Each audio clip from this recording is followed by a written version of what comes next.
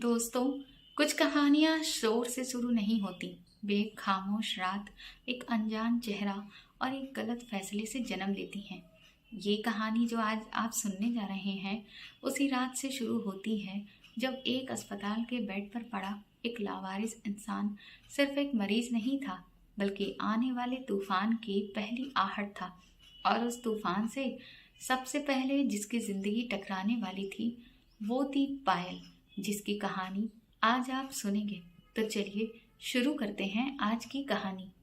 उस रात हॉस्पिटल सोया नहीं था।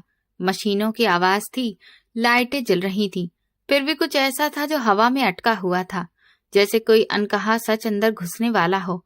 मैं नाइट ड्यूटी पर थी कि अचानक सायरन की चीख ने सब कुछ हिला दिया। एम्बुलेंस रुकी, दरवाजा खुला और मौत जैसी खामोशी अंदर चली आई। स्ट्रेचर पर पड़ा वो जिस्म किसी इंसान जैसा नहीं लग रहा था। पट्टियों, मिट्टी और खून से लिपटा हुआ, जैसे किसी जंगल ने उसे उगल दिया हो। कोई इसके पास नहीं जाएगा। डॉक्टर खुराना की आवाज ऐसी थी जैसे फैसला सुनाया जा रहा हो। ये पुलिस का मामला है और ये आदमी खतरनाक हो सकता है। मैंने कुछ नहीं कहा, बस ड्रिप सेट को और कसकर पकड़ा। खतरनाक? मुझे सिर्फ वो खून दिख रहा था जो हर सेकंड जमीन पर गिर रहा था। अगर ये इलाज नहीं हुआ, मेरी आवाज शांत थी लेकिन पीछे हटने वाली नहीं, तो ये केस नहीं बचेगा। वार्ड में खड़े लोग एक दूसरे का चेहरा देखने लगे। किसी ने कदम आगे नहीं बढ़ाया। ये लावारिस नहीं लगता, डॉक्टर ने चश्मा ठीक करते हुए कहा। शक्ल सूरत बता रही है कि किसी गलत दुनिया से आया है। मैंने स्ट्रेचर की तरफ देखा। सफेद पट्टियां अब सफेद नहीं थीं, खून ने अपना रंग छोड़ दिया था। मैं नर्स हूं, मैंने एक कदम आगे बढ़ाते हुए कहा। जज नहीं। अगले ही पल मेरी उंगलियां उसकी कलाई पर थीं। ठंडा, इतना ठंडा कि रूह तक सिहर जाए। एक पल को लगा देर हो चुकी है, लेकिन फिर मेरी उंगलियों के नीचे एक बेहद हल्की सी हरकत हुई। उसकी नब्ज कमजोर थी लेकिन जिंदा। वो जिंदा था। उस एक धड़कन ने मेरे अंदर कुछ तोड़ दिया। मुझे नहीं पता था कि जिस हाथ को छूने से आज सब डर रहे हैं, वही हाथ कल मेरी पूरी दुनिया हिला देगा। उस रात मैं सिर्फ ड्यूटी पर नहीं थी, मैं किस्मत के ठीक सामने खड़ी थी। और बेड नंबर 4 पर पड़ा वो अनजान इंसान मरीज नहीं था, वो एक रहस्य था। और उस रहस्य को सबसे पहले मैंने महसूस किया था। मेरा नाम पायल है। जिंदगी की किताब के पन्ने पलटूं तो अतीत किसी पुरानी ब्लैक एंड व्हाइट फिल्म की तरह चलता है। हम 2 भाई बहन थे, मैं बड़ी और भाई छोटा, प्रखर। हमारी माँ ने हमें माँ और बाप दोनों बनकर पाला था। हमारे पापा हमारे बचपन में ही इस दुनिया को छोड़कर चले गए थे। माँ ने कभी भी हमें अनाथ होने का एहसास नहीं होने दिया। वो खुद एक सरकारी अस्पताल में आया की नौकरी करती थी। घर के हालात बहुत ही मुश्किल थे, लेकिन माँ के सपने कम नहीं थे। पायल, मेरी बेटी, तुम्हें खूब पढ़ना है। तुम्हें मेरी तरह लोगों के निशान बने हुए फर्श को साफ नहीं करना है, बल्कि तुम्हें लोगों के जख्मों को साफ करना है, मसीहा बनना है। माँ अक्सर रात को मेरे बालों में तेल लगाते हुए कहती थी। उनके हाथों में वो खुरदरापन था जो मेहनत करने वाली औरतों का जेवर होता है। हाँ मम्मी, मैं नर्स बनूंगी, आप बिल्कुल भी फिक्र मत करना। और प्रखर, वो क्या बनेगा? मैंने मासूमियत से पूछा। माँ का चेहरा धुंधला पड़ जाता। प्रखर के लिए तो भगवान पर ही मैंने सब कुछ छोड़ रखा है। उसका उठना बैठना जिन लड़कों के साथ है, मुझे डर लगता है। और माँ का डर सच साबित हुआ। प्रखर आवारागर्दी और बुरी संगत का शिकार हो गया। 12वीं में 2 बार फेल होने के बाद उसने पढ़ाई छोड़ दी।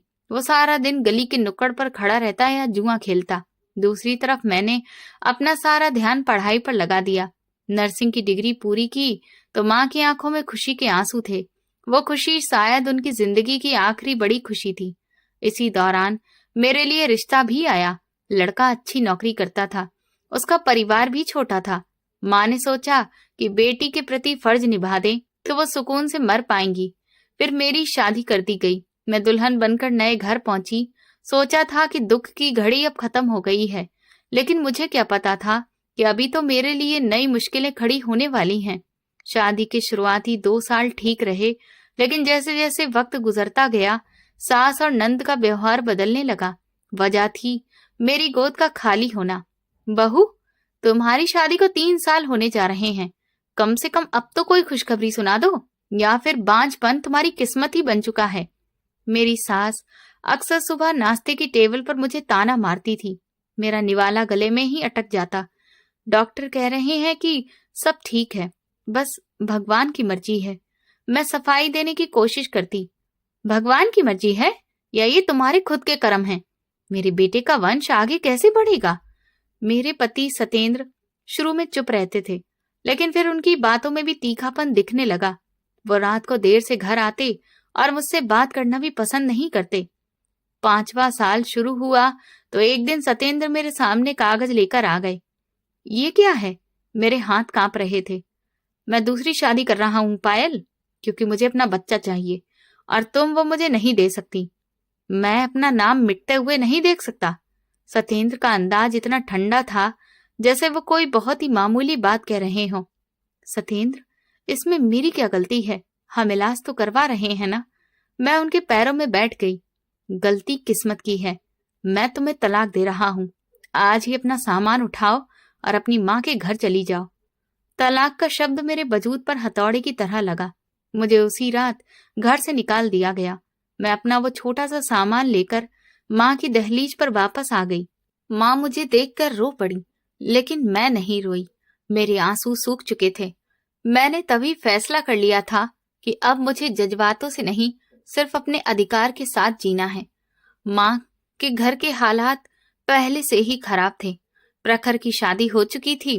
भाभी का व्यवहार माँ के साथ हद से ज्यादा बेइज्जती भरा था। मेरे आने से जैसे बारूद को चिंगारी मिल गई। लो जी, अब ये तालाकशुदा ननद भी हमारे सिर पर आकर बैठ गई। पहले ही महंगाई ने कमर तोड़ रखी है, अब एक और खाने वाला मुंह आ गया है। भाभी ने मुझे देखते ही प्रखर के कान भरना शुरू कर दिए। प्रखर, जो कभी मेरा छोटा भाई था, पूरी तरह से बदल चुका था। शादी के 2 महीने बाद ही उसने माँ से अलग होने का फैसला कर लिया। देखो दीदी, मेरा अपना खुद का परिवार है। मैं माँ का और तुम्हारा खर्चा नहीं उठा सकता। तुम दोनों अपना इंतजाम खुद कर लो।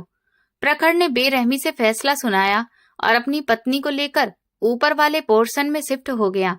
वो माँ को खर्चा देना तो दूर की बात, शक्ल भी नहीं देखना चाहता था। माँ बूढ़ी हो चुकी थी और उनकी हड्डियों में अब दम नहीं था कि वो दोबारा नौकरी कर सकें। घर का किराया, दवाइयों का खर्च और रोटी, ये सब मेरे कंधों पर था। मैंने अपने आंसू पोंछे और उठकर खड़ी हो गई। मैंने हॉस्पिटल के एडमिनिस्ट्रेशन से बात की, जहां माँ काम करती थी। मेरी नर्सिंग की डिग्री और माँ की पुरानी सेवा के बदले में मुझे वहां स्टाफ नर्स की नौकरी मिल गई। सैलरी बहुत ज्यादा नहीं थी, लेकिन इतनी थी कि मैं और माँ इज्जत की रोटी खा सकते थे। जिंदगी एक डगर पर चल पड़ी। सुबह सवेरे हॉस्पिटल जाना, मरीजों की देखभाल करना, उनके जख्मों को धोना और शाम को थका हारा घर वापस आना। माँ मेरा एकमात्र सहारा थी, लेकिन शायद भगवान को मेरा ये छोटा सा सहारा भी मंजूर नहीं हुआ। एक शाम जब मैं ड्यूटी से वापस आई तो माँ चारपाई पर लेटी थी। मुझे लगा कि वो शायद सो रही हैं, लेकिन वो तो इस दुनिया को छोड़कर ही जा चुकी थी। माँ की अर्थी पर प्रखर कुछ देर के लिए आया। उसने बस फॉर्मेलिटी से भरे हुए आंसू बहाए और चला गया। मैं इस दुनिया में बिल्कुल अकेली रह गई। वो घर जहां कभी माँ की सांसों की गर्मी थी, अब शमशान की तरह खामोश था। रातें काटना मुश्किल हो गया था। मैंने अपने आप को काम में व्यस्त कर लिया। मैं डबल शिफ्ट करने लगी ताकि घर के खालीपन का सामना न करना पड़े। हॉस्पिटल ही अब मेरा घर था। बहुत सारे मरीज आते वहां। कुछ हेल्दी होकर मुझे आशीर्वाद देकर जाते, तो कुछ मेरे सामने ही दम तोड़ जाते। मौत को इतना करीब देखते हुए मेरा दिल पत्थर का हो चुका था, या शायद मैंने खुद को पत्थर का बना लिया था ताकि अब और कोई दुख उसमें दरार न डाल सके। अक्सर जब वार्ड में किसी बच्चे की पैदाइश होती और मिठाई बांटी जाती तो मेरे दिल में एक अजीब सा दर्द उठता। काश मेरी कोई औलाद होती। काश मेरा भी कोई सहारा होता जो बुढ़ापे में मेरा हाथ थाम लेता। लेकिन सोचने और होने में तो जमीन आसमान का फर्क होता है। मैंने इन ख्यालों को झटक दिया और खुद को ट्रे में रखी दवाइयों और इंजेक्शनों तक ही सीमित कर लिया था। फिर वो रात आई। मेरी ड्यूटी एक्सीडेंटल वार्ड में थी। नाइट शिफ्ट थी। हॉस्पिटल की गैलरी बिल्कुल सुनसान थी। शांति थी। सिर्फ इमरजेंसी की हल्की रोशनी जल रही थी। मेरे साथ नर्सिंग काउंटर पर मेरी कलीग सुनीता बैठी थी। आज रात सुकून है, वरना पिछले हफ्ते तो ट्रैफिक के हादसों ने सांस तक नहीं लेने दी।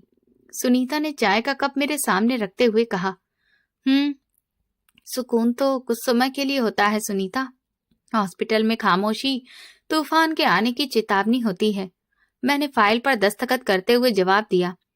अभी मेरी बात पूरी हुई ही थी कि बाहर से एम्बुलेंस के सायरन की आवाज गूंजी। आवाज करीब आती गई और फिर इमरजेंसी गेट पर रुक गई। उसके तुरंत बाद स्ट्रेचर के पहियों की गड़गड़ाहट और वार्ड बॉय की तेज आवाज सुनाई दी।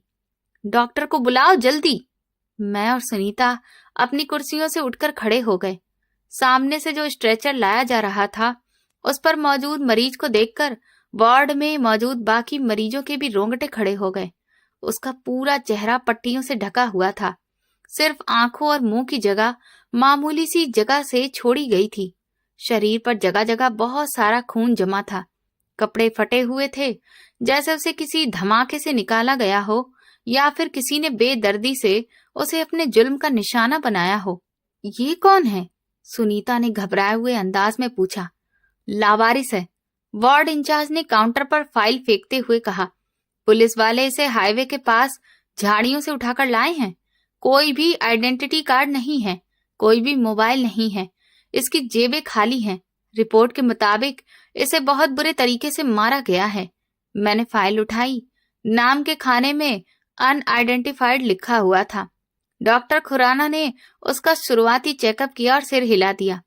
इसके बचने के चांस बहुत कम हैं। इन्फेक्शन पूरे शरीर में फैल चुका है। चेहरा तो शायद पहचान के काबिल भी नहीं रहा। इसे कोने वाले बेड पर शिफ्ट कर दो। सब नर्स कतराने लगी। सुनीता ने मेरे कान में धीरे से कहा, पायल, उसके पास मत जाना। सुना है पुलिस को शक है कि ये कोई मुजरिम है। ऐसे लोगों के दोस्त नहीं बल्कि दुश्मन होते हैं। कल को कोई उसे मारने के लिए यहाँ पहुंच गया तो हम भी लपेटे में आ जाएंगे। मैंने सुनीता की तरफ देखा और फिर उस अकेले मरीज की तरफ। 3 दिन से वो उसी बेड पर पड़ा था, बिना किसी हरकत के। न कोई उसका हाल पूछने आया, न कोई दवा लाकर देने वाला था। हॉस्पिटल के स्टाफ ने उसे बेड नंबर 4 का नाम दे दिया था। मैं धीरे धीरे चलती हुई उसके बेड के पास गई। उसके सीने का उतार चढ़ाव बता रहा था कि वो सांस ले रहा है। पट्टियों के बीच से उसकी आंखें बंद दिख रही थीं, लेकिन मुझे अजीब सा एहसास हो रहा था। ये इंसान जो भी था बहुत ही तकलीफ में था, और तकलीफ का कोई धर्म, कोई नाम नहीं होता। पानी बहुत ही धीमी, बड़ी मुश्किल से सुनाई देने वाली आवाज निकली। मैं चौंक गई। ये 3 दिनों में पहली बार था कि उसने कोई आवाज निकाली थी। मैंने तुरंत जग से पानी गिलास में डाला और एक छोटा सा पाइप उसके सूजे हुए होठों के बीच रख दिया। उसने कुछ घूंट पिए और फिर धीरे से आंखें खोल दी। उसकी आंखें भी सूजी हुई थीं। पलकों के किनारे नीले पड़ गए थे, लेकिन उन आंखों के अंदर एक अजीब सी गहराई थी। वो वहशत नहीं थी जो आमतौर पर मुजरिम की आंखों में होती है, बल्कि एक खामोश प्रार्थना थी, एक दर्द जो सदियों से टिका हुआ लग रहा था। मैंने उसकी आंखों में देखा और मुझे अचानक अपना आप याद आ गया। वो अकेलापन, वो बेबसी जो मैंने माँ के जाने के बाद महसूस की थी। लावारिस वो नहीं था, लावारिस तो मैं भी थी।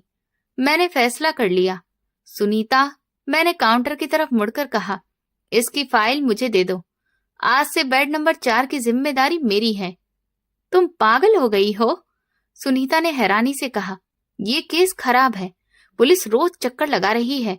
क्यों तुम मुसीबत अपने गले में डाल रही हो? क्योंकि अगर ये मर गया तो सिर्फ इसलिए मरेगा कि किसी ने इसे इंसान नहीं समझा, और मैं ऐसा नहीं होने दूंगी। मैंने कुर्सी खींची और उसके बेड के सिरहाने बैठ गई। मैं गीले तौलिए से उसके हाथों को साफ करने लगी।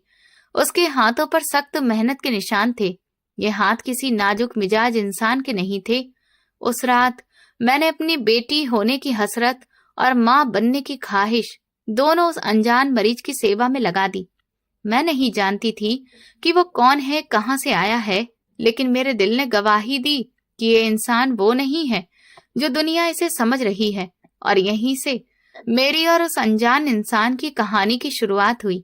एक ऐसी कहानी जिसका अंजाम मेरे सपनों में भी दूर दूर तक नहीं था, और जिसकी गूंज पूरे शहर को सुनाई देने वाली थी। हॉस्पिटल की घड़ी टिक टिक कर रही थी, और ये आवाज रात के सन्नाटे में मेरे कानों में हथौड़े की तरह लग रही थी। बेड नंबर 4 पर लेटे उस अनजान इंसान को यहाँ आए हुए 3 दिन हो चुके थे। उन 3 दिनों में दुनिया वही थी, बाहर का शोर वही था, लेकिन मेरी दुनिया जैसे उसी एक बेड के आसपास सिमट कर रह गई थी। पायल, तुम फिर से वही जा रही हो? सुनीता ने मुझे दवाइयों की ट्रे ले जाते हुए टोका। उसके अंदाज में बेजारी साफ दिखाई दे रही थी। इसका वक्त हो गया है सुनीता। एंटीबायोटिक की दवाओं का डोज लेट नहीं कर सकते हैं। इन्फेक्शन तो पहले ही बहुत ज्यादा है। मैंने ट्रे को मजबूती से पकड़ते हुए उसे जवाब दिया। तुम्हें समझ में नहीं आता?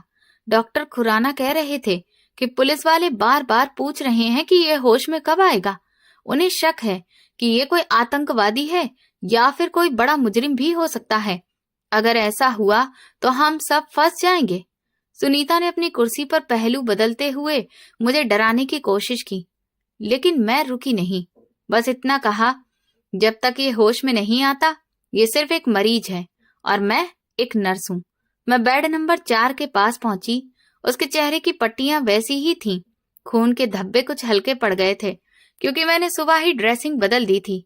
उसकी फाइल कवर पर वही एक शब्द लिखा था, लावारिस। ये शब्द पढ़कर मुझे हर बार अपने सीने में एक चुभन सी महसूस होती। क्या इंसान की पहचान सिर्फ उसके रिश्तेदारों और नाम से ही होती है? क्या दर्द का कोई और रिश्ता नहीं होता?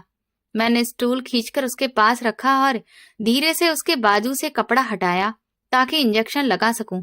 उसका शरीर आग की तरह तप रहा था। मैं घबरा गई। थर्मामीटर चेक किया तो बुखार 104 पर था। हे भगवान, इतना तेज बुखार! मेरे मुंह से अचानक निकल पड़ा। मैंने तुरंत ठंडे पानी की पट्टियां मंगवाई और उसके माथे पर रखने लगी। वार्ड में सन्नाटा था। सिर्फ मेरे हाथों से पानी निचोड़ने की आवाज आ रही थी। बाकी नर्सें उस मरीज के करीब आने से भी डर रही थीं। उनका व्यवहार ऐसा था जैसे उस बेड पर कोई इंसान नहीं बल्कि कोई भूत लेटा हो। मैं नहीं जानती थी कि सब ऐसा क्यों कर रहे थे। शायद उसके हुलिये की वजह से या फिर पुलिस के डर से, लेकिन मुझे उसकी खामोश मौजूदगी में अपना कोई बहुत पुराना दुख दिखाई देता था। मैंने पट्टी उसके माथे पर रखी तो उसके शरीर में एक हल्की सी कपकपी हुई। शायद ठंडक का एहसास था या मेरी मौजूदगी का। मैंने इरादा कर लिया था कि कोई उसकी देखभाल करे या ना करे, लेकिन मैं पीछे नहीं हटूंगी। मैं उसकी देखभाल ऐसे ही करूंगी जैसे अपनी औलाद की करती, अगर मेरी कोई औलाद होती। मेरे दिल में एक ख्याल आया, ये भी तो किसी का बेटा है। न जाने उसकी माँ उसकी जुदाई में कितना तड़प रही होगी। क्या वो जिंदा भी होगी या शायद वो भी मेरी तरह किसी दरवाजे पर टकटकी बांधे बैठी होंगी कि अभी मेरा बेटा आएगा। ये सोचकर मेरी आंखें नम हो गईं। मैं उसके सिरहाने बैठ गई और अपने पर्स से वो छोटी सी माला निकाल ली जो मेरी माँ की निशानी थी। मैं माला फेरने लगी, जिसे पढ़कर अक्सर माँ हमारे बीमार होने पर हमारे माथे पर हाथ फेरती जाती थी। इसी बीच अचानक उसकी आंखें खुल गईं। पट्टियों के बीच से झांकती हुई उसकी आंखें सीधी मेरी तरफ देख रही थीं। उनमें लालपन था, उनमें दर्द था, लेकिन एक अजीब सा होश भी दिख रहा था। वो मुझे ऐसे देख रहा था जैसे अपनी ही आंखों से मदद की गुहार लगा रहा हो। घबराओ मत, तुम इस वक्त अस्पताल में हो और सुरक्षित हो। मैंने उसे तसल्ली देने के लिए प्यार से कहा और उसके हाथ पर अपना हाथ रख दिया। वो बोल नहीं सकता था क्योंकि उसके जबड़े और मुंह पर बहुत ज्यादा चोट लगी थी और पट्टियां भी बंधी थीं, लेकिन उसकी आंखों में एक तूफान था। वो कुछ कहना चाहता था, शायद धन्यवाद कहना चाहता था या शायद अपनी पहचान मांग रहा था। मैंने उसके सूखे होठों पर रुई की मदद से पानी के कुछ कतरे टपकाए। उसने बड़ी मुश्किल से वो पानी पिया। उसकी आंखों के किनारे हल्के हल्के गीले हो गए। मैंने टिश्यू की मदद से उसके आंसू साफ किए। मैं यही हूं, जब तुम ठीक नहीं हो जाते हो मैं कहीं नहीं जा रही हूं, मैंने उसे भरोसा दिलाया। इस पल मुझे महसूस हुआ कि उन पट्टियों से लिपटे चेहरे के हाव भाव में शायद हल्का सा बदलाव आया है। उसकी आंखों के आसपास पड़ी हुई चमड़ी हल्की सी ढीली पड़ी।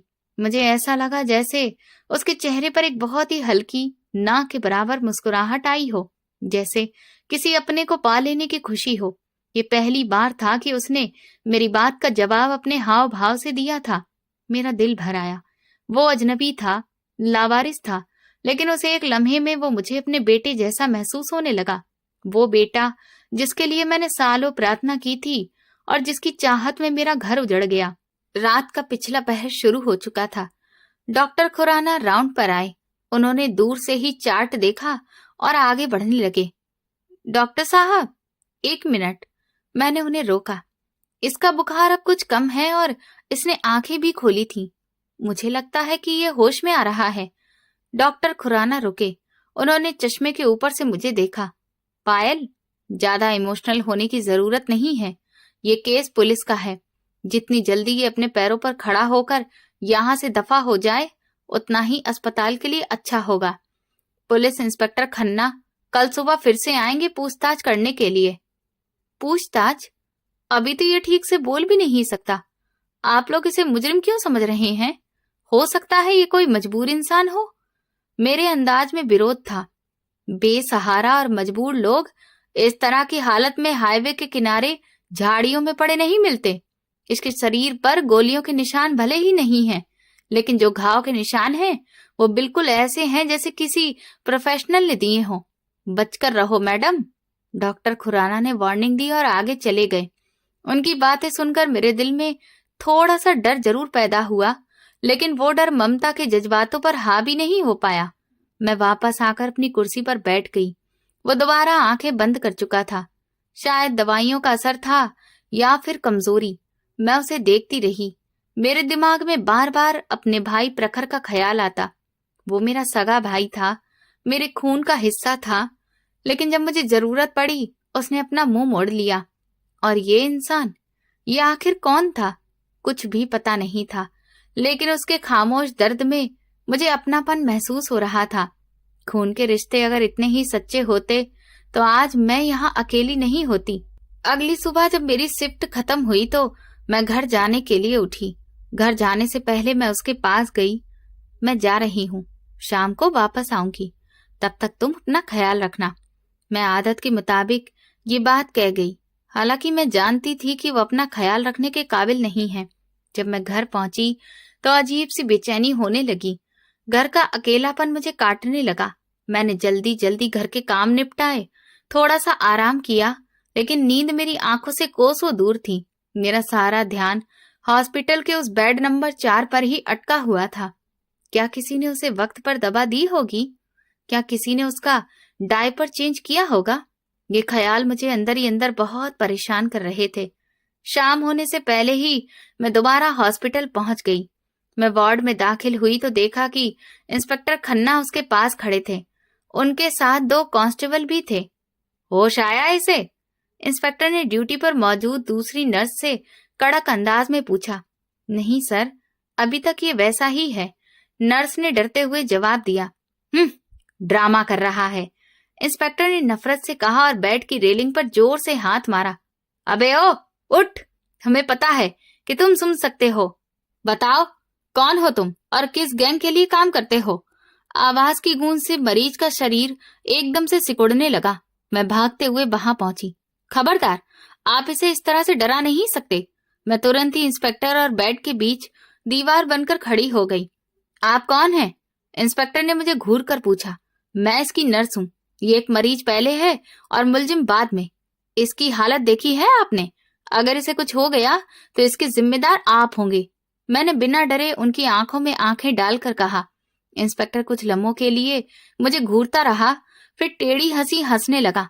बड़ी हमदर्दी जाग रही है सिस्टर। कहीं आपका इससे कोई रिश्ता तो नहीं है? इंसानियत का रिश्ता है जो शायद आप लोगों में खत्म हो गया है। मेरा जवाब 2 टूक था। इंस्पेक्टर ने गुस्से से अपनी टोपी ठीक की। ठीक है, डॉक्टर से कहो कि इसे जल्दी से होश में लेकर आए। हमारे पास फालतू का वक्त नहीं है इस लाश की पहरेदारी करने के लिए। ये कहकर वो पैर पटकते हुए वहां से चले गए। मैंने तुरंत मरीज की तरफ देखा। उसकी आंखें खुली हुई थीं और वो मुझे ही देख रहा था। इस बार उसकी नजरों में डर नहीं था, बल्कि एक हमदर्दी का भाव था, जैसे वो कह रहा हो कि आज तक उसके लिए कोई इस तरह नहीं लड़ा। मैंने उसका तकिया ठीक किया और हल्के से उसके सिर पर हाथ फेरा। कुछ भी नहीं होगा, मैं हूं ना, कोई तुम्हें कुछ नहीं करेगा। वो ना बोल सकता था, न मुझसे बात कर सकता था, लेकिन बंद जुबान और होठों के बावजूद आंखों के जरिए सब कुछ समझा देता था, ऐसे जैसे वो कह रहा हो कि उसे मेरी सख्त जरूरत है। इस घटना के बाद हमारा रिश्ता और भी ज्यादा गहरा हो गया। वो मेरी आहट पहचानने लगा था। जब भी मैं वार्ड में दाखिल होती, उसका सिर धीरे से मेरी तरफ घूम जाता। अगले कुछ दिन ऐसे ही गुजर गए। उसकी हालत में थोड़ा सुधार हो रहा था, लेकिन बहुत ही धीरे धीरे। मैं उसकी ड्रिप बदल रही थी कि अचानक मुझे उसके हाथ में एक हल्की सी कपकपी महसूस हुई। वो जो लगातार 3-4 दिनों से बिल्कुल बेसुध पड़ा था, आज उसके हाथ की हरकत ये बता रही थी कि वो खुद को पहले से बेहतर महसूस कर रहा है। ये देखकर मैं बहुत खुश हो गई। तुम्हारा हाथ हिला, तुम मुझे सुन रहे हो, दोबारा हिलाओ। उसने बड़ी कोशिश की। उसके माथे पर सिकुड़न आ गई और फिर उसकी एक उंगली हल्की सी उठी। शुक्र है, चलो भगवान, बहुत बहुत धन्यवाद। मैंने उसका हाथ हल्के से थाम लिया।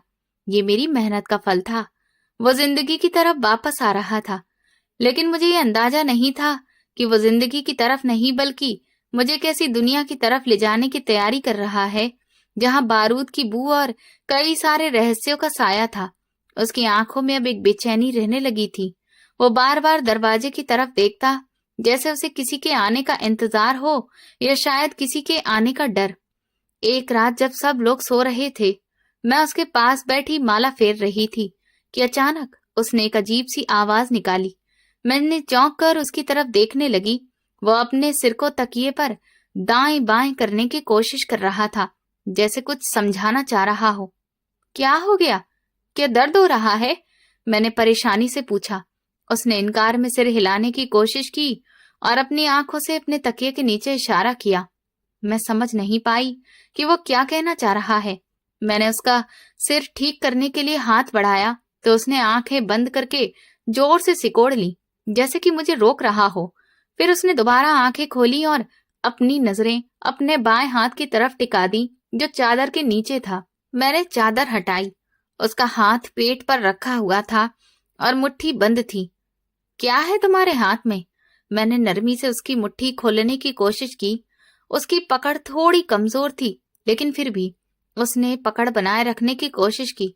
वो शायद मुझे अभी वो चीज दिखाने के लिए तैयार नहीं था, या शायद उसे डर था कि कोई देख लेगा।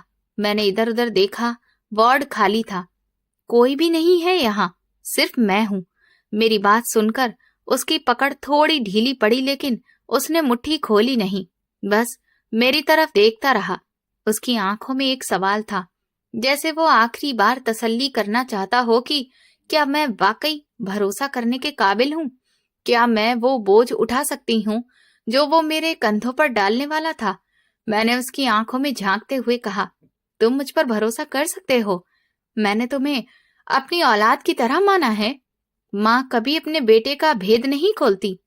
माँ का शब्द सुनते ही उसकी आंखों से एक आंसू टपका और पट्टियों में समा गया। ये इस बात का इशारा था कि उसने मुझे माँ मान लिया है। ये वो पल था जब मुझे एहसास हुआ कि ये कोई साधारण मरीज नहीं है। उसके पास कुछ है, कोई ऐसी चीज, कोई ऐसी बात जो उसकी जान से भी ज्यादा कीमती है, और अब वो अमानत मेरे हवाले होने वाली थी। लेकिन मैं ये नहीं जानती थी कि वो अमानत अपने साथ क्या तूफान लाने वाली है। रात गहरी हो चुकी थी। बाहर कुत्तों के भौंकने की आवाजें आ रही थीं। मुझे क्या पता था कि अगली सुबह जब सूरज निकलेगा तो मेरी जिंदगी हमेशा के लिए बदल चुकी होगी। हॉस्पिटल की लंबी और वीरान गैलरी में मेरे कदमों की आवाज गूंज रही थी। ये रात का पिछला पहर था और वार्ड में मौत जैसा सन्नाटा पसरा था, लेकिन मेरे अंदर एक तूफान उठ रहा था। पिछले कुछ दिनों में मेरी जिंदगी का ठिकाना सिर्फ बेड नंबर 4 बन चुका था। वो बेनाम मरीज जिसका नाम तक मुझे नहीं पता था, अब मेरे लिए किसी भी खून के रिश्ते से भी ज्यादा जरूरी हो गया था। मैं दवाइयों की ट्रे हाथ में पकड़े वार्ड में दाखिल हुई। मेरी नजर सीधी कोने वाले बेड पर गई।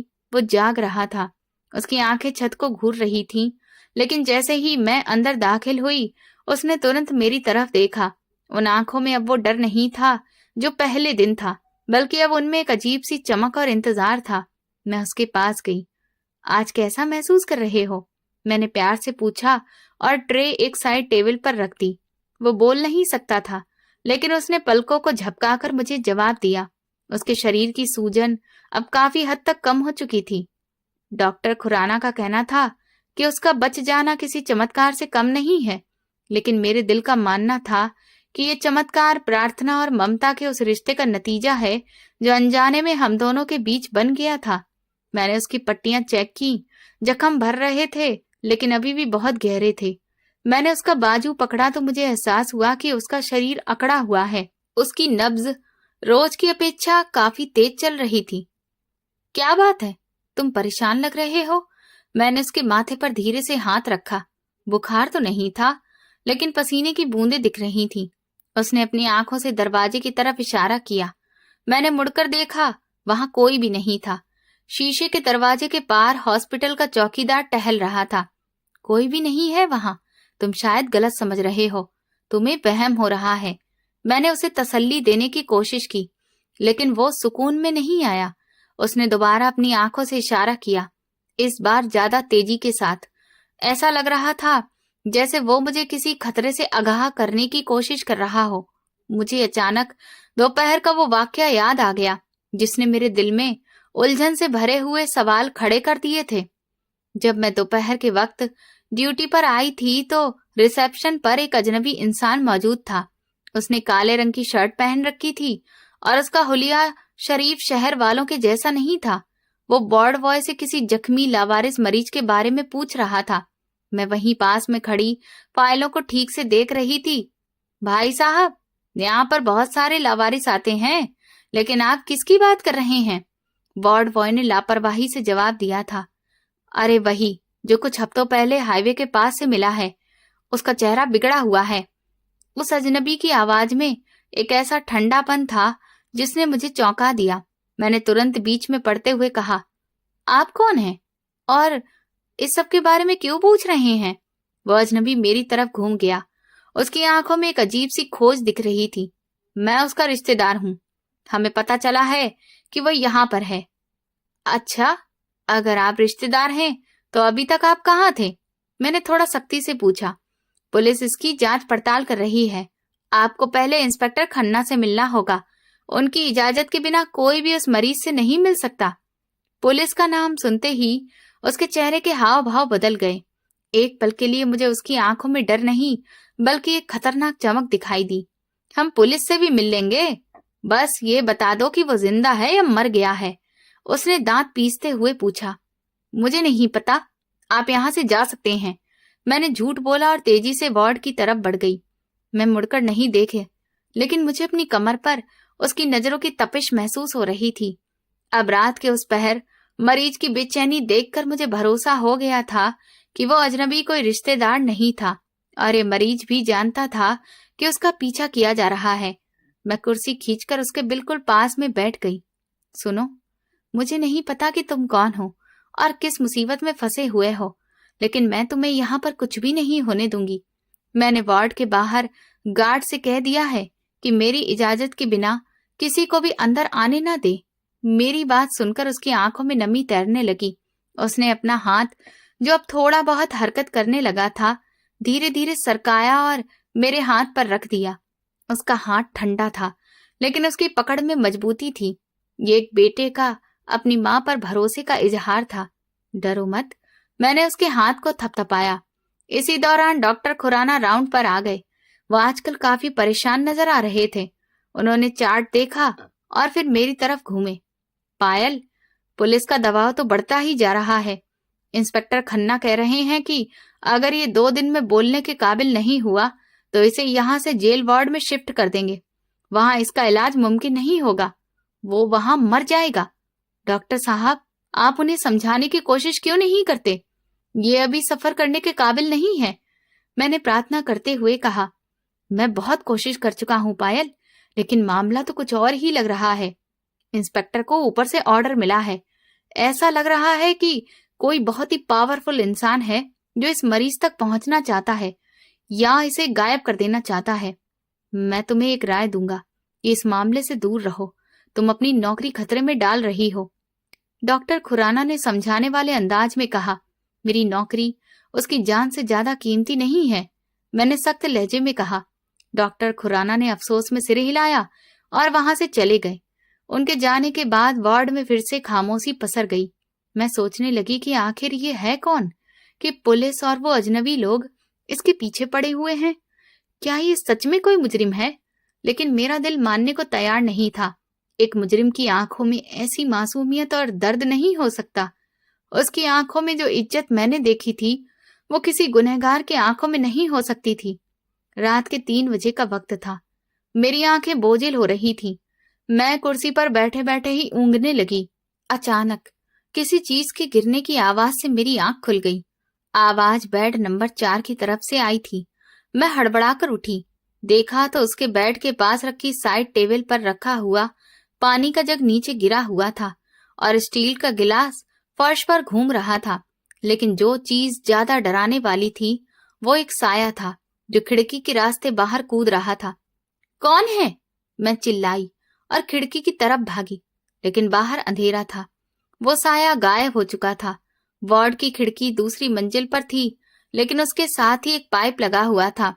कोई इस पाइप के जरिए ही यहाँ पर आया था। मेरा दिल तेजी से धड़क रहा था। मैं तुरंत ही मरीज की तरफ पलटी। वो बुरी तरह से हाँफ रहा था। उसकी ऑक्सीजन मास्क हटी हुई थी और वो सांस लेने की कोशिश में तड़प रहा था। उसके गले पर लाल रंग के निशान थे, जैसे किसी ने उसका गला दबाने की कोशिश की हो। हे भगवान! मैंने तुरंत उसका मास्क ठीक किया और ऑक्सीजन का लेवल बढ़ा दिया। सांस लो, गहरी सांस लो। मैंने इमरजेंसी बेल बजाई। कुछ ही पलों में सिक्योरिटी गार्ड और ड्यूटी डॉक्टर भागते हुए आ गए। क्या हो गया है? डॉक्टर ने पूछा। कोई यहाँ आया था। कोई इसे मारने की कोशिश कर रहा था। इसने इसका गला दबाने की भी कोशिश की है, मैंने हाँफते हुए बोला। सिक्योरिटी गार्ड ने खिड़की चेक की। सिस्टर, खिड़की तो अंदर से बंद नहीं थी। क्या बंद तो थी, मुझे पूरा भरोसा है, लेकिन किसी ने बाहर से खोल ली है। मेरे हाथ कांप रहे थे। उस वाकये ने पूरे अस्पताल में खलबली मचा दी थी। पुलिस को तुरंत जानकारी दी गई। इंस्पेक्टर खन्ना आधे घंटे में वहां पर पहुंच गए। बजाय इसके कि वो हमलावर को ढूंढते, उन्होंने उल्टा हम लोगों पर ही सवालों की बौछार कर दी। हो सकता है तुमको नींद आ गई हो, तुम्हें भ्रम हुआ होगा। दूसरी मंजिल पर भला कौन आएगा? इंस्पेक्टर ने लापरवाही से कहा। उसके गले पर निशान तो देखिए, ये कोई भ्रम नहीं है। मैंने उसकी गर्दन की तरफ इशारा किया, जहां उंगलियों के निशान साफ दिख रहे थे। इंस्पेक्टर ने निशान देखे तो कुछ पल चुप हो गया, फिर उसने अपनी टोपी उतारी और सिर खुजाने लगा। ठीक है, लगता है कि इसके दुश्मन काफी पक्के हैं। सिस्टर, अब तो इसका यहाँ रहना और भी ज्यादा खतरनाक हो गया है। हम इसे कल सुबह ही शिफ्ट कर देंगे।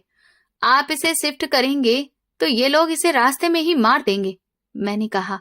यहाँ अस्पताल में फिर भी लोग हैं, वहां तो ये बिल्कुल ही अकेला होगा। ये हमारी दिक्कत है, आपकी नहीं, इंस्पेक्टर ने फैसला सुनाने वाले अंदाज में कहा और लंबे कदम बढ़ाता हुआ वहां से चला गया। बाकी रात मैंने उसके सिर के पास जाकर गुजारी। मेरा एक हाथ उसके हाथ पर था और दूसरा मेरे दिल पर। मुझे डर था कि अगर मैं अपनी आंखें जरा सी भी झपकाऊंगी तो शायद मौत उससे मुझे छीन लेगी। वो भी नहीं सोया। उसकी नजरें लगातार मेरे चेहरे पर जमी रहीं। इस वाक्य ने उसके अंदर का डर खत्म कर दिया था और उसकी जगह एक फैसले ने ले ली थी। सुबह की पहली किरण खिड़की से अंदर आई तो वार्ड में रोशनी फैल गई। रात का खौफनाक साया हट चुका था, लेकिन खतरा अभी भी सिर पर मंडरा रहा था। पुलिस वाले शिफ्टिंग के कागज तैयार करवा रहे थे। मेरे पास वक्त कम था। मैं उसका मुंह खोलने की कोशिश कर रही थी कि तभी उसने अचानक मेरा हाथ पकड़ लिया। उसकी गिरफ्त में रात से भी ज्यादा जान थी। उसने मुझे अपने पास आने का इशारा किया। मैं झुकी तो उसने मेरे कान के पास अपना मुंह लाने की कोशिश की, लेकिन पट्टियों की वजह से वो बोल नहीं पाया। फिर उसने मुझे एक ऐसी नजर से देखा जिसमें विदाई का संदेश नहीं था, बल्कि एक जिम्मेदारी सौंपने की बात थी। उसकी आंखों में वो राज था जो वो पिछले कई दिनों से छुपा रहा था। शायद उसे भरोसा हो गया था कि अब वक्त आ गया है। अगर आज वो यहाँ से शिफ्ट हो गया तो शायद वो राज हमेशा के लिए दफन हो जाएगा या फिर गलत हाथों में चला जाएगा। उसने मुझे इशारा किया कि मैं उसे उठाकर बिठा दूं। तुम लेटे रहो, डॉक्टर ने मना किया है, मैंने उससे कहा, लेकिन उसने जिद की। मैंने बड़ी मुश्किल से उसके पीछे तकिया रखा और उसे हल्की सी झुकी हुई पोजीशन में बिठा दिया। ये सब करने में उसे बहुत तकलीफ हुई। उसके मुंह से हल्की सी कराह भी निकली, लेकिन उसने हिम्मत नहीं हारी। बैठने के बाद उसने कुछ देर तक गहरी सांस ली। उसकी नजरें लगातार मेरे चेहरे को देख रही थी। वो शायद अंदाजा लगा रहा था कि क्या मैं वो बोझ उठा पाऊंगी जो वो मेरे नाजुक कंधों पर रखने वाला है। मैं उसे नजरअंदाज करते हुए जाने के लिए मुड़ी ही थी ताकि उसे आराम करने दूं, लेकिन जैसे ही कुर्सी से उठकर पीछे को मुड़ी, उसकी कमजोर हथेली ने मेरी कलाई को पकड़ लिया। उसकी गिरफ्त में कंपन था, लेकिन एक अजीब सी मजबूती भी थी। फिर उसने धीरे से तकिए के नीचे से एक ऐसी चीज निकाली जिसने मेरे हाथ पैर रोक दिए। मैं हैरान थी कि वो ये सब क्यों कर रहा है और ये चीज उसके पास कहाँ से आई। मेरी नजर उस अंगूठी पर पड़ी जो उसने मेरे हाथ पर रखी थी। ना उसमें हीरा था, ना कोई चमक। ये एक भारी सी काली धातु की अंगूठी थी जो दिखने में बहुत ही मामूली लग रही थी, लेकिन उसे छूते ही मुझे एक अजीब से बोझ का एहसास हुआ। मैंने ध्यान से देखा तो अंगूठी के अंदर एक अजीब सा निशान बना हुआ था और एक रहस्यमय सा नंबर भी था जिसे मैं समझ नहीं पा रही थी। ये कोई जेवर नहीं था, बल्कि शायद किसी धातु का टुकड़ा था जिसे अंगूठी की शक्ल दी गई थी। मैंने सवालिया नजरों से उसकी तरफ देखा। उसने अपनी सूनी हुई आंखों से इशारा किया, जैसे कह रहा हो कि ये तुम ले लो, अब वक्त आ गया है। उसकी नजरों में अमानत सौंपने का भाव था, जैसे वो अपना आखिरी पत्ता खेल रहा हो। वो जानता था कि बाहर उसकी जान के दुश्मन खड़े हैं और अब यही अंगूठी उसकी ढाल बन सकती है। मैं अंगूठी हाथ में लेकर बाहर आ गई। गैलरी में चलते हुए मैंने उस अंगूठी को फिर से देखा और खुद से कहा कि मुझे भला इसका क्या करना है। उसने ये मुझे क्यों दी है? क्या ये उसकी पत्नी की निशानी है या फिर उसके घर का कोई पता? फिर मेरे दिमाग में पुलिस का ख्याल आया जो कई दिनों से उसके बारे में छानबीन कर रही थी, लेकिन उसका कोई भी अता पता नहीं चल रहा था। इंस्पेक्टर खन्ना कल से बार बार कह रहे थे कि अगर पहचान नहीं हो पाई तो उसे शिफ्ट कर दिया जाएगा। शायद ये अंगूठी उसकी पहचान का कोई जरिया हो। मैंने अपने कदमों की रफ्तार बढ़ा दी। इंस्पेक्टर खन्ना हॉस्पिटल के वेटिंग एरिया में मौजूद थे और अपने साथियों के साथ चाय पी रहे थे। उनके चेहरे पर वही पुराने भाव थे। मुझे अपनी तरफ आता देखकर उन्होंने अपना कप मेज पर रखा। सब ठीक तो है सिस्टर? क्या वो मर गया? इंस्पेक्टर ने एकदम से पूछा। मैंने अपने गुस्से को दबाया और अपनी मुट्ठी खोल दी। नहीं इंस्पेक्टर साहब, वो जिंदा है। ये अंगूठी उसने मुझे पकड़ा दी है। शायद ये उसके घर का एड्रेस हो या कोई निशानी हो। आप लोग इतने दिनों से खोजबीन कर रहे हैं, शायद इससे आपको कोई मदद मिल जाए। मैं अंगूठी लेकर सीधे पुलिस के पास ही गई और उसे इंस्पेक्टर के हाथ में थमा दिया। लीजिए, ये उसी की अमानत है। इंस्पेक्टर ने लापरवाही से अंगूठी ली। पहले तो वो उसे एक मामूली छल्ला समझकर घुमाता रहा, लेकिन जैसे ही उसकी नजर अंगूठी के अंदरूनी हिस्से पर बने डिजाइन और उस नंबर पर पड़ी, वो वहीं जम गया। चाय का कप उसके दूसरे हाथ से छूटकर जमीन पर गिर गया और टूटने की आवाज पूरे हॉल में गूंज गई। इंस्पेक्टर का रंग सफेद पड़ गया था। उसने घबराई हुई नजरों से मुझे देखा और फिर अंगूठी को घूरने लगा। ये आपको कहाँ से मिली? उसकी आवाज में ऐसी घबराहट थी जो मैंने पहले कभी नहीं देखी थी। मैंने कहा, बताया तो है, इस मरीज ने ही मुझे दी है। मेरी बात सुनकर उसकी बेचैनी और बढ़ गई। इस शख्स ने आपको दी है? क्या आपको पूरा भरोसा है? पुलिस वाला बुरी तरह घबराया हुआ था। उसके माथे पर पसीना आ गया।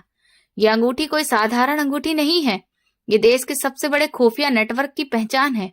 ये ईगल कोड है। क्या मतलब? मैं हक्का बक्का रह गई। इंस्पेक्टर ने तुरंत अपनी जेब से वायरलेस सेट निकाला और जोर जोर से उस पर निर्देश देने लगा। कंट्रोल रूम, अलर्ट जारी करो। Code red, code red. हमें ईगल मिल गया है। मैं दोहरा रहा हूँ, वो जिंदा है। Location civil hospital, ward number 4। तुरंत बैकअप भेजो। मेरे पैरों तले से जमीन खिसक गई। जिस इंसान को मैं और पूरा हॉस्पिटल एक लावारिस और शायद मुजरिम समझ रहे थे, वो कोई साधारण आदमी नहीं था। वो एक ऑफिसर था, एक ऐसा इंसान जिसे कई साल पहले शहीद घोषित कर दिया गया था। शुरू में सभी ने मान लिया था कि अब वो नहीं रहा, लेकिन ये अंगूठी इस बात का सबूत थी कि वो जिंदा है। देखते ही देखते हॉस्पिटल का नक्शा बदल गया। कुछ ही मिनटों में सायरनों की आवाजों ने पूरे शहर को हिलाकर रख दिया।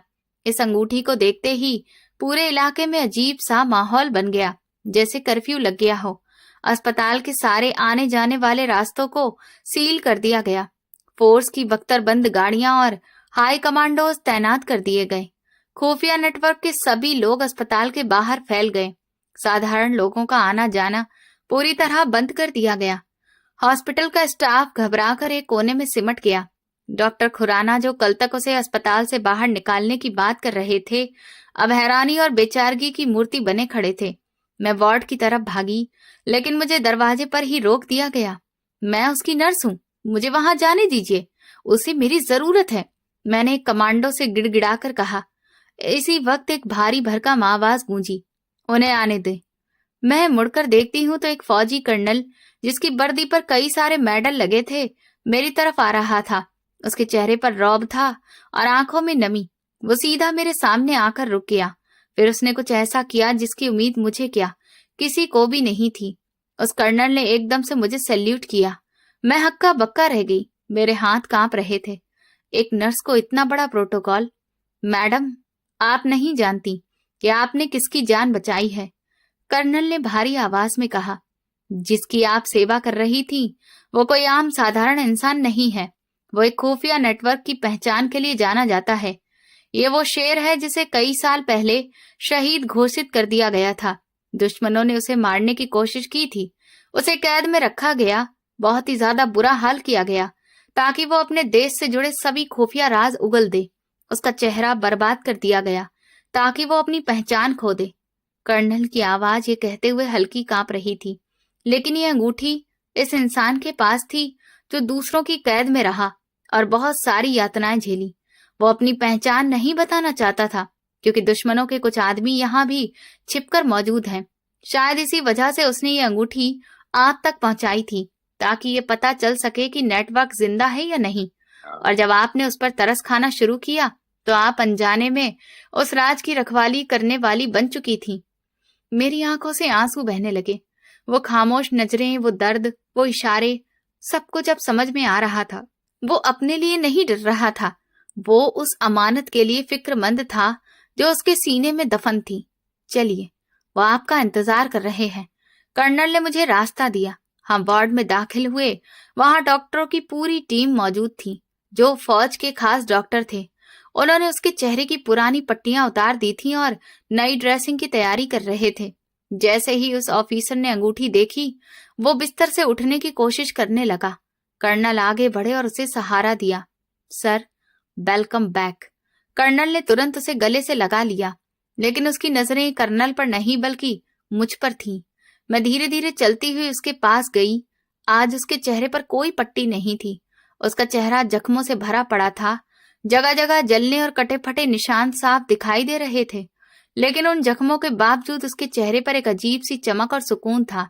ये एक फौजी का चेहरा था। आज जब उसके चेहरे की पट्टियां हटाई गईं, तो उसने मुझे देखकर हल्की सी मुस्कान दी। उसकी मुस्कुराहट में वे सारी तकलीफें मिटती हुई महसूस हो रही थीं जो उसने सालों तक सहन की थी। कमरे में मौजूद सभी ऑफिसर खामोश खड़े थे। उसने अपना कांपता हुआ हाथ ऊपर उठाया और मेरी तरफ बढ़ाया। मैं आगे बढ़ी और उसका हाथ पकड़ लिया। उसने मेरा हाथ अपने माथे से लगाया और होंठ खोले। उसकी आवाज बहुत धीमी और टूटी हुई थी, जैसे सालों के बाद बोल रहा हो। माँ। ये एक शब्द मेरे दिल पर तीर की तरह लगा। इतना प्यार मुझे उस इंसान से आ गया कि जो मेरा नहीं था, मगर मुझे अपने बेटे जैसा महसूस हुआ। उस एक शब्द ने मेरी सालों के बांझपन की पीड़ा को धो दिया था। मेरे तलाक के जख्म, मेरा अकेलापन, मेरी बेबसी, सब कुछ उस एक शब्द में कहीं खो गया। माँ, आपने मुझे दोबारा जिंदगी दी है, उसने रुक रुक कर कहा। मैं फूट फूट कर रो पड़ी। मैंने उसके माथे पर हाथ फेरा। तुम मेरे बेटे हो, मेरे शेर हो। कर्नल ने मेरे कंधे पर हाथ रखा। पायल जी, हम सभी लोग आपके बहुत आभारी हैं। अगर आप उसकी इतनी सेवा नहीं करती, अगर आप उसे ना बचाती, तो आज हम एक बहुत ही खास इंसान को खो देते। आप सिर्फ एक नर्स नहीं हैं, आप इस देश की सच्ची नागरिक हैं। मुझे याद आया कि किस तरह मैंने उसे लावारिस समझकर उसकी सेवा की थी। लोग मुझ पर हंसते थे, मुझे बेवकूफ बताते थे कि मैं खतरे को मोल ले रही हूँ, लेकिन आज वही लावारिस शख्स जिसके सिरहाने कोई नहीं बैठता था, पूरे देश का सहारा बनकर सबके सामने खड़ा था। कुछ समय के लिए उसे आर्मी हॉस्पिटल में शिफ्ट कर दिया गया। मैं जब भी उससे मिलने जाती वो व्हीलचेयर पर बैठकर मेरा इंतजार कर रहा होता। उसकी बहादुरी के किस्से टीवी पर चलने लगे, अखबारों में उसकी कहानी सुर्खियां बन गई।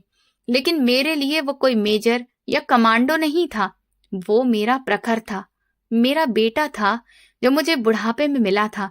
मेरे सगे भाई ने तो मुझे छोड़ दिया था, मेरे पति ने मुझे बांझ कहकर घर से निकाल दिया था, लेकिन भगवान ने मुझे एक ऐसा बेटा दिया जिस पर पूरे देश को गर्व था।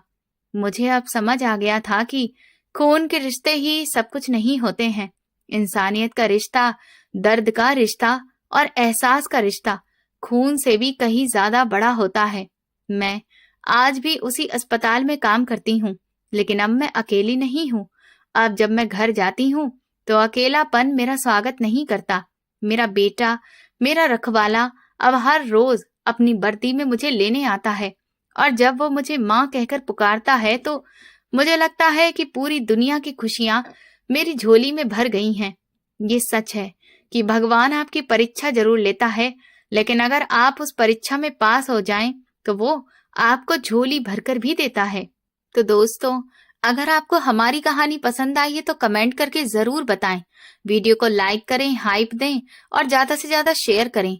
चैनल पर नए हैं तो सब्सक्राइब करें और नोटिफिकेशन बेल दबाएं ताकि अगली अपडेट सबसे पहले आपको मिले। ये कहानी पूरी तरह काल्पनिक है। किसी भी व्यक्ति, घटना या संस्था से इसका कोई संबंध नहीं है। किसी भी समानता को केवल संयोग ही समझा जाए। धन्यवाद।